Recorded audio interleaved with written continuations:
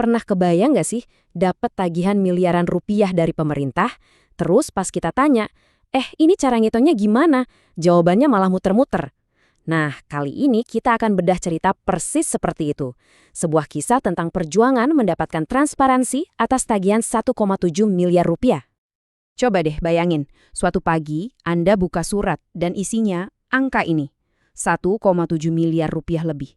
Bukan menang lotre ya, tapi tagihan yang katanya harus Anda bayar. Situasi inilah yang dihadapi sebuah perusahaan. Tentu, reaksi pertama mereka adalah pertanyaan yang sangat wajar. Simpel banget kan pertanyaannya? Tolong jelasin gimana caranya bisa muncul angka segini. Logis dong.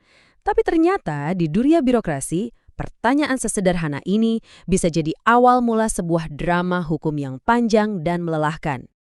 Oke, kita mulai dari awal. Gimana ceritanya tagihan 1,7 miliar ini bisa muncul? Semuanya berawal saat sebuah perusahaan tiba-tiba dapat surat cinta dari negara yang isinya tagihan super besar tapi penjelasannya minim banget. Jadi kejadiannya di bulan Agustus 2024. PT Zinminghua Engine dapat surat yang kelihatannya resmi banget dari Bea Cukai. Istilah kerennya SPKTNP.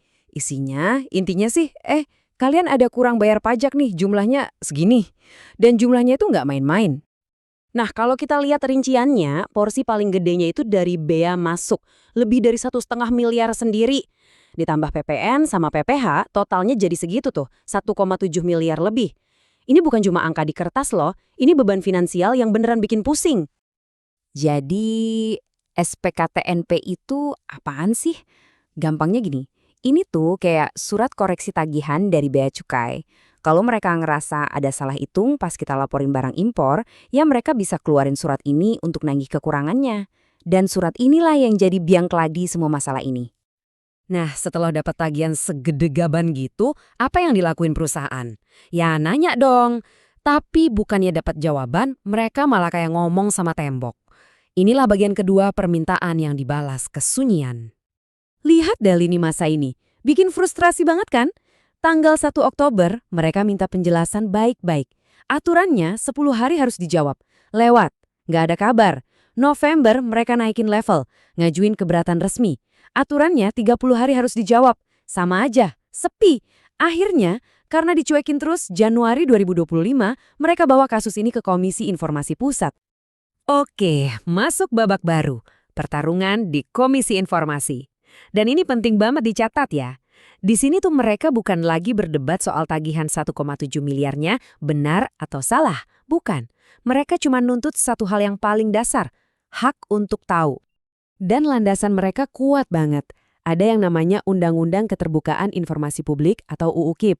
Jelas banget di situ tertulis, setiap orang berhak minta informasi publik. Ini bukan soal boleh minta, tapi ini adalah hak yang dilindungi undang-undang. Intinya, argumen mereka di persidangan tuh kira-kira begini. Kami cuma minta penjelasan tertulis, itu hak kami. Kalian memang ngirim file Excel, tapi itu cuma angka mati, rumusnya nggak ada. Gimana kami mau ngecek? Terus kertas kerja auditnya juga nggak lengkap. Malah ada satu auditor yang nggak datang pas diskusi akhir. Kan jadi curiga, ada apa ini? Sekarang giliran pemerintah. Tentu Bea Cukai nggak diam aja. Mereka punya jurus-jurus pembelaan, dan nggak cuma satu, tapi berlapis-lapis. Tujuannya, bikin kasus ini gugur bahkan sebelum masuk ke inti masalah. Jurus pertama mereka, masalah prosedur. Intinya, mereka bilang, kalian salah kirim surat, harusnya ke Dirjen Bea Cukai, kok malah ke Inspektur Jenderal. Ini kayak kita komplain ke manajer cabang, tapi dibilang harusnya komplain ke CEO langsung. Gara-gara kesalahan teknis ini, mereka anggap seluruh gugatannya nggak sah. Jurus kedua, ini bukan informasi publik.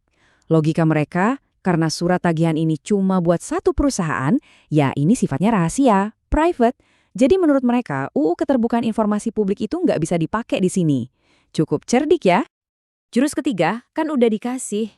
Bea Cukai ngaku udah ngirim semua dokumen yang relevan lewat email, bahkan sebelum diminta secara resmi. Jadi permintaan baru ini dianggap kayak, spam, buang-buang waktu aja, karena toh informasinya udah di tangan mereka. Dan jurus pamungkasnya, mereka bilang kasus ini juga lagi jalan di pengadilan pajak. Jadi, permintaan informasi ini dituding sebagai cara licik untuk cari-cari amunisi atau bahkan mengganggu proses hukum yang sedang berjalan di pengadilan lain. Nah, dengan kedua belah pihak yang sama-sama ngotot dengan argumennya, Komisi Informasi harus turun tangan jadi wasit. Dan mereka nggak cuma duduk manis dengerin, mereka benar-benar investigasi langsung ke lapangan. Prosesnya tuh rapi banget. Pertama, mereka gelar sidang berkali-kali buat dengerin argumen masing-masing. Kedua, mereka coba mediasi, tapi buntu. Nah, langkah ketiga ini yang jadi kunci. Mereka datang langsung ke kantor Bea Cukai. Sidak lah istilahnya untuk lihat buktinya dengan mata kepala sendiri. Dan disinilah momen ahanya. Pas sidak itu, Komisi Informasi nemuin bukti kuncinya. Ternyata file Excel yang ada di komputer Bea Cukai itu hidup. Ada rumusnya, ada formulanya. Beda banget sama file angka mati yang dikirim ke perusahaan. Ini bukti telak bahwa informasi yang diberikan memang nggak utuh. Dengan bukti ini di tangan, Komisi Informasi langsung mementahkan semua argumen Bea Cukai.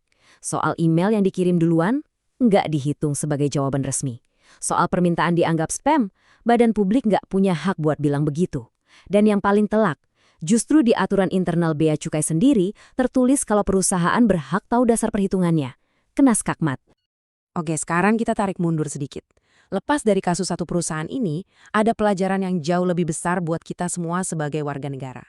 Ini soal hak dasar kita untuk tahu. Penting banget buat dipahami ya, sengketa ini bukan soal benar atau salahnya tagihan 1,7 miliar itu. Sama sekali bukan.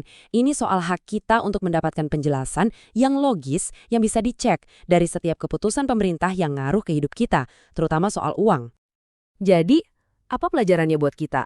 1. Transparansi itu hak, bukan bonus. 2.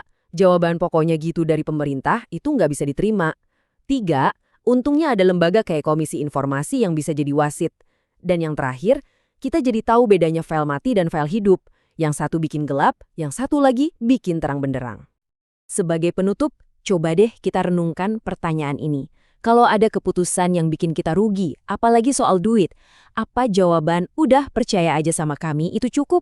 Kasus ini nunjukin kalau keberanian kita buat bertanya kenapa adalah langkah pertama untuk menuntut pertanggungjawaban yang sebenarnya.